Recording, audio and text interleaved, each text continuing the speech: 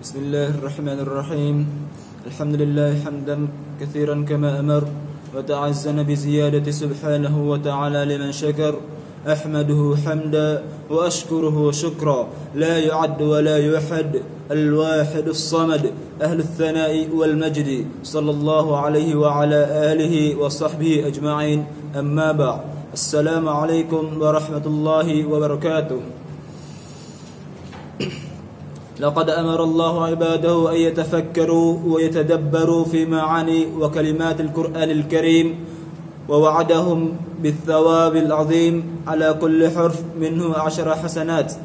ولقد شرع الله تعالى لعباده الطريق الميسور لقراءة القرآن الكريم على مبادئ وصفات معينة حتى يصلوا إلى المقصود، وهو تحقيق مبادئه وتطبيق أحكامه.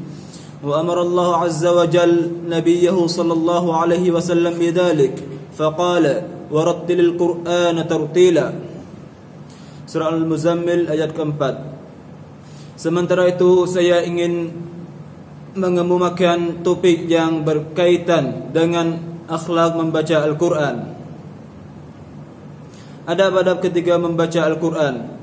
Al-Quran adalah kitab suci yang diturunkan kepada Nabi Muhammad sallallahu alaihi wasallam. Sebelum membaca Al-Quran, ketahui dulu adab-adab ketika membaca Al-Quran. Yang pertama, berwudu. Sebelum membaca Al-Quran disunatkan untuk berwudu. Al-Quran bukanlah buku biasa, ia adalah wahyu suci yang turun dari Allah. Maka pelbagai tertib perlu dijaga sebelum membaca kalimah-kalimah Allah ini. Yang kedua, mulut yang bersih. Pastikan anda memberus gigi atau bersiwak terlebih dahulu. Pastikan mulut anda bersih dan bebas daripada makanan atau pendasing. Jangan menjaji sambil mengunyah makanan di mulut. Yang ketiga, tempat bersih. Pilihlah lokasi yang tenang, bersih dan suci dari najis untuk anda mula membaca Al-Quran. Sebaik-baiknya bacalah Al-Quran di masjid dengan bantuan tenaga pengajar jika ada kelapangan.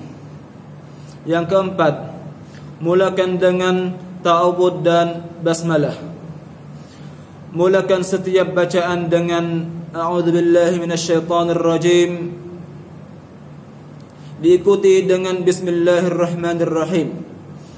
Bacaan ini dimulakan bersama agar Allah memberi pelindung dari gangguan syaitan yang dirujam dan yang direjam ketika membaca Al-Quran, dan agar amal ibadah anda diterima kerana Allah Ta'ala. Dengan nama Allah yang Maha Pengasih lagi Maha Penyayang. Mudah-mudahan baca Al-Quran seterusnya lancar dengan kehendaknya. Yang kelima, doa terang hati. Amalkan membaca doa terang hati Nabi Musa sebelum memulakan bacaan. Nabi Musa berdoa dengan berkata, wahai Tuhanku, lapangkanlah bagiku dadaku dan mudahkanlah bagiku tugasku, dan lepaskanlah simpulan dari lidahku supaya mereka faham perkataanku. Surah Taha ayat 25. Yang keenam, menutup aurat. Disunatkan untuk menutup aurat bagi menghormati kalimah suci yang sedang anda baca. Aurat lelaki ialah dari pusat ke lutut, manakala aurat wanita merangkumi seluruh tubuh kecuali muka dan tapak tangan. Didiklah dari anak anda kecil akan hal ini agar ia mudah diteladani sehingga mereka dewasa nanti. Pastikan juga pakaian anda suci dan bebas adas ketika membaca Al-Quran itu nanti. Yang ketujuh, menghadap kiblat. Sebaik-baiknya bacalah Al-Quran dengan posisi anda yang menghadap kiblat. Yang ke-8, tangan kanan. Mulakan dengan mengambil Al-Quran menggunakan tangan kanan kerana ianya sunnah Nabi. Kemudian peganglah Al-Quran dan bacanya menggunakan kedua tangan yang ada. Yang ke-9, khusyuk. Bacalah Al-Quran dengan penuh tertil, iaitu membaca dengan perlahan-lahan dan tenang. Disunatkan juga untuk membaca Al-Quran dengan menggunakan suara yang merdu. Bacalah juga mengikut tertib tajwid yang diberi agar makna ayat yang diturunkan itu sampai ke hati. Dan bacalah Al-Quran dengan tertil. Yang ke-10, tidak melakukan aktiviti lain. Bacalah Al-Quran dengan penuh perhatian dan jangan ada aktiviti lain yang dilakukan ketika bacaan sedang berlangsung. Seperti contoh bercakap-cakap, bergelak, ketawa, makan, menonton televisyen dan sebagainya. Ini seakan-akan sedang menunjukkan bahawa anda tidak menghormati ayat-ayat suci yang sedang dibaca. Jika benar ada keperluan untuk menghentikan bacaan, berhentilah pada tanda-tanda yang dibenarkan atau sudahi ayat yang sedang dibaca. Yang ke-11, memahami erti.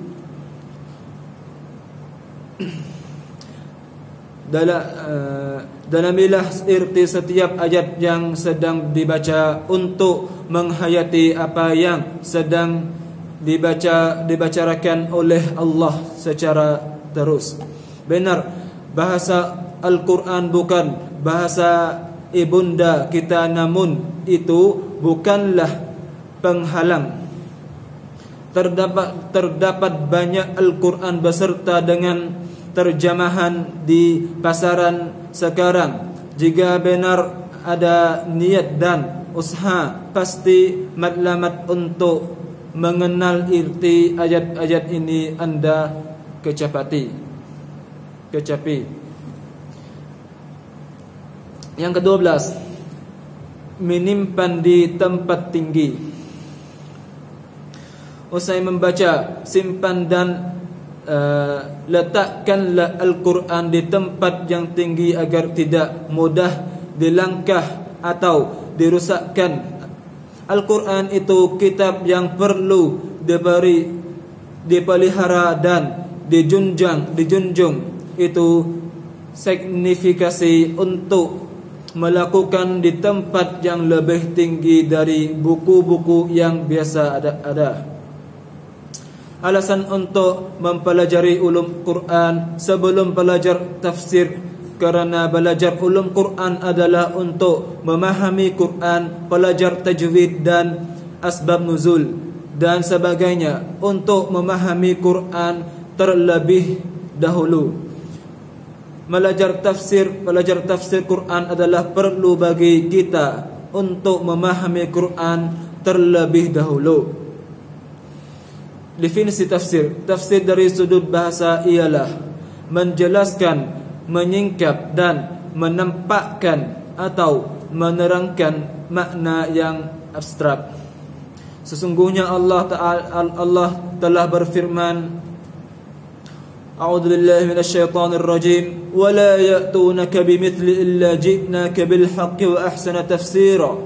Maksudnya, tidaklah mereka datang kepadamu membawa sesuatu yang ganjil, melainkan kami datang kepadamu sesuatu yang benar dan paling baik tafsirnya.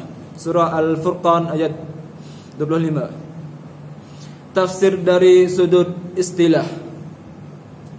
Yang ke satu, menurut Abu Hayyan, takrif yang diberikan oleh Abu Hayyan tentang ilmu tafsir dalam kitabnya Al-Bahru Al-Mahith adalah ilmu tafsir ialah ilmu yang membicarakan tentang bagaimana hendak menuturkan perkataan-perkataan Al-Quran dari segi tajwid dan memberikan makna menurut keadaan perkataan dan hukuman-hukuman pada ketika ia satu perkataan mufrad dan pada ketika bersusun murakkab dan makna-makna yang boleh diartikan pada ketika hakikat atau majaz.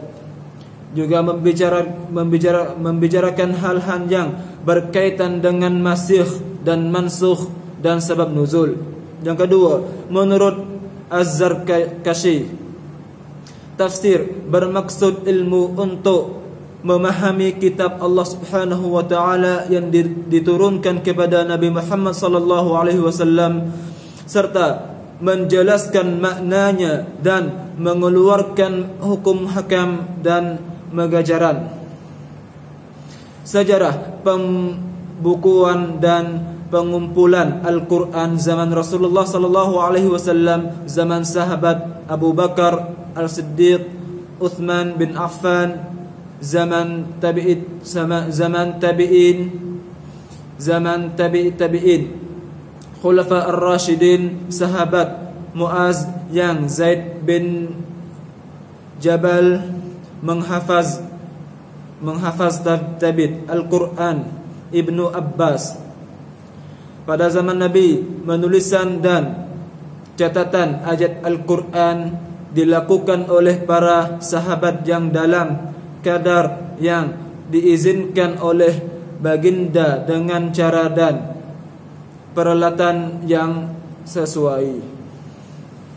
Para sahabat akan menulis Al-Quran di pelepah tamar, kulit-kulit binatang, kepingan kayu, tulang belulang dan batu. Pada zaman Nabi, para sahabat tidak dibenarkan menulis hadis kerana ditakuti bercampur aduk dengar Al-Quran. Antara sahabat yang merupakan menulis wahyu ialah Khulafa Ar-Rashidin, Zaid bin Thabit, Ubay bin Ka'ab.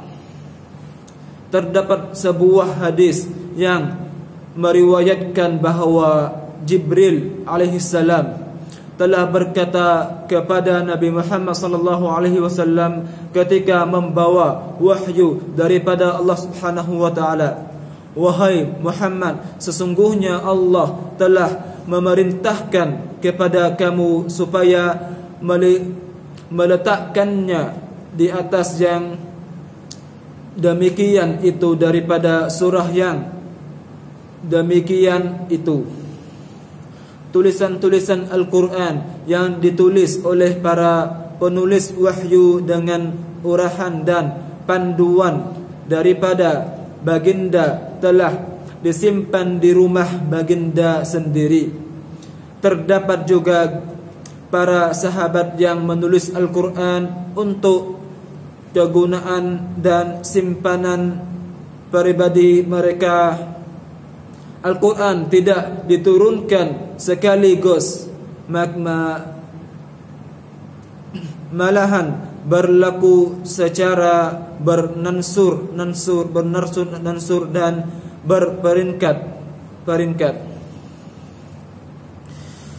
Susunan ayat-ayat dan surah tidak mengikut susunan penurunannya. Terdapat beberapa ayat Al-Quran yang dimansuhkan dengan dengan turunnya ayat lain yang memansukhnya. Jarak masa di antara ayat terakhir diturunkan kepada Rasulullah sallallahu alaihi wasallam kewafatan baginda terlalu singkat. Belum terdapat sebab-sebab yang memerlukan kepada pengumpulan Al-Quran dalam satu masyaf. Terdapat ramai penghafal dan penulis wahyu yang berada di berbagai tempat. Kesimpulan, pada zaman Rasulullah, ayat-ayat Al-Quran diletakkan di dalam dada para penghafaz. Al-Quran baru dicetak di Hamburg, Jerman.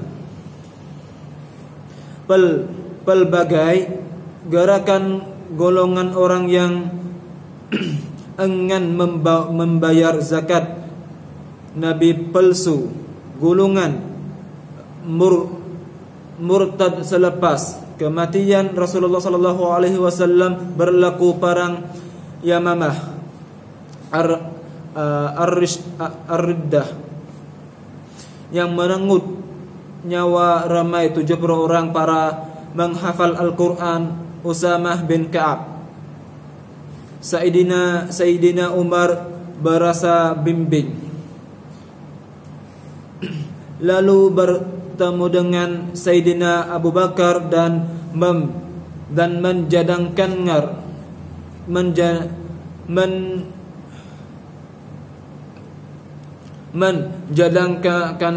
Al-Quran dikumpulan dalam satu masyaf.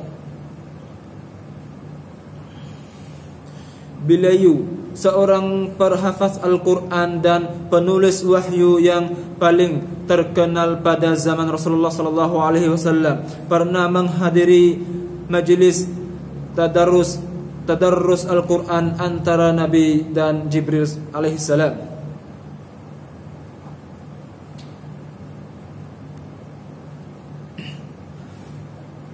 Mencakupi dalam bentuk yang asli seperti nama diturunkan Jibril alaihi salam jenis-jenis qiraat.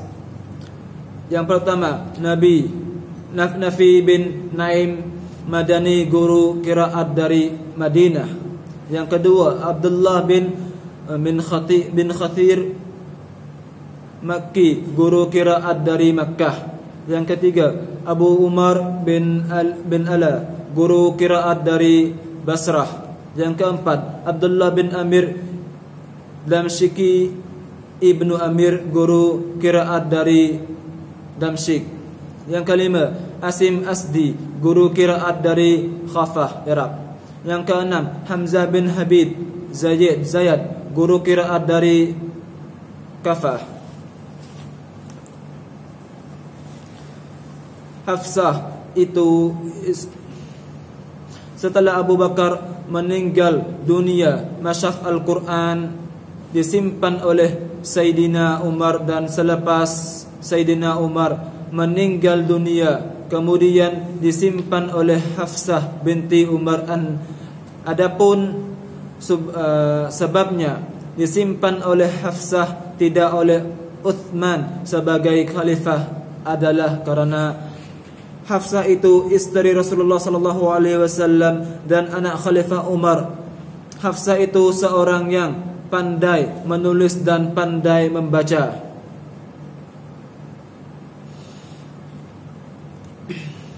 Abu Huzaifah tidak menyenangi keadaan ini dan memberi cadangan kepada Uthman. Beliau berkata, "Wahai Amir Mukminin, selamatkanlah mereka itu sebelum pertelingkahan mereka tentang Al-Quran meribat seperti yang berlaku kepada Yahudi dan Nasrani." Lantaran itu Uthman memerintahkan kepada Zaid bin Thabit, Abdullah bin Zubair, Said bin As dan Abdurrahman bin Harith untuk salin semula sebanyak 6 naskah Al-Quran yang disahkan bacaan dan sebutan yang diikuti betul.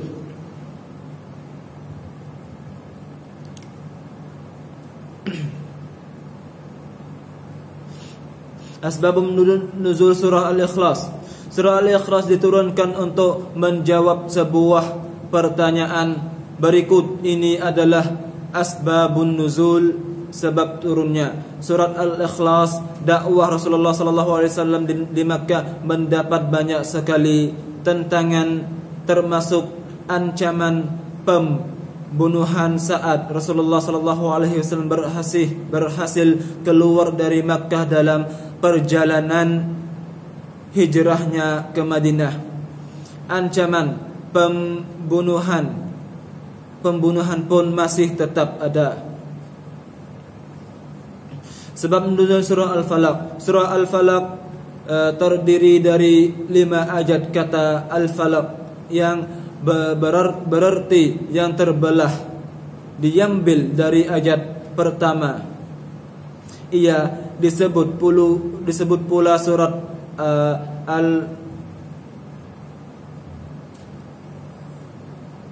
Al-A'udzu birabbil falaq, Al-A'udzu birabbil falaq bersama surah An-Nas.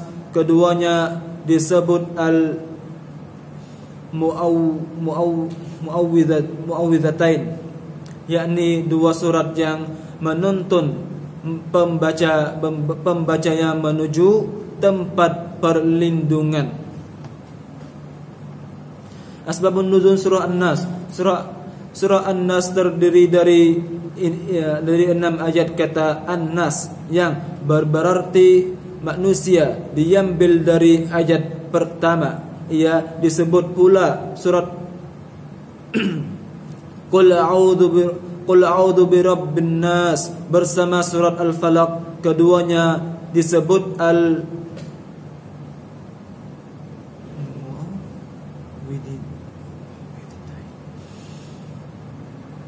Mu'awwidzatain, yakni 2 surat yang menuntun membacanya menuju tempat perlindungan. Surat Al-Falaq disebut Al-Mu'awwidzah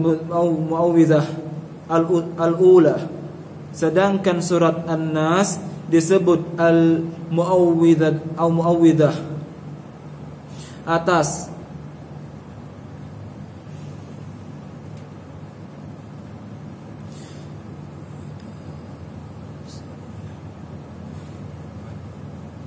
Kelebihan surah Al-Ikhlas, Al-Falaq, An-Nas. Kelebihan surah Al-Ikhlas yang pertama, tercapai setiap hajat.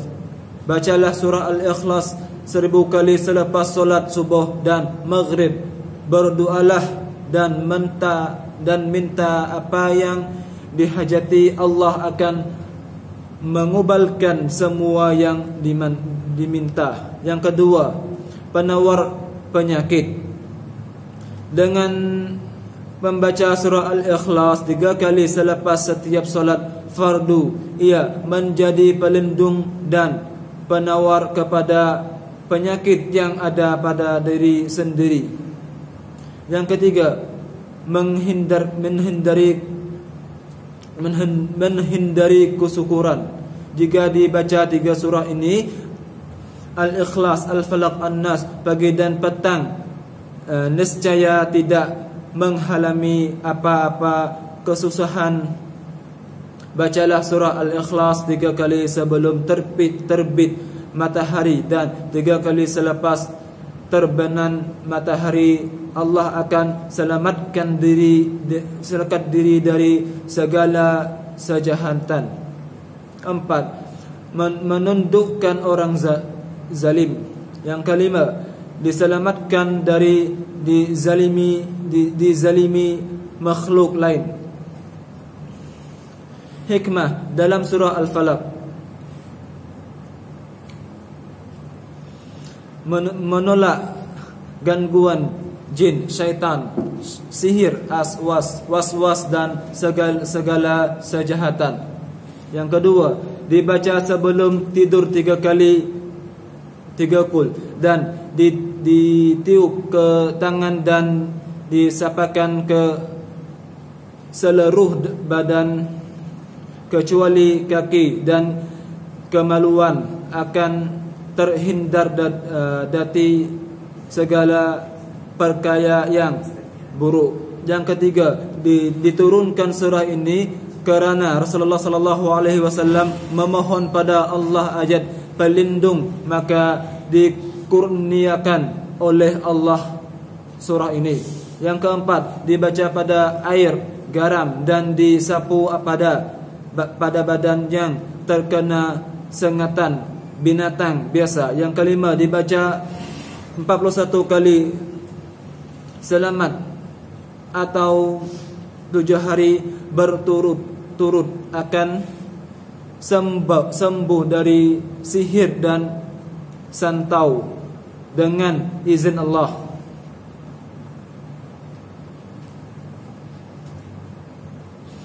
Hikmah dalam surah An-Nas. Yang pertama, surah An-Nas mengandung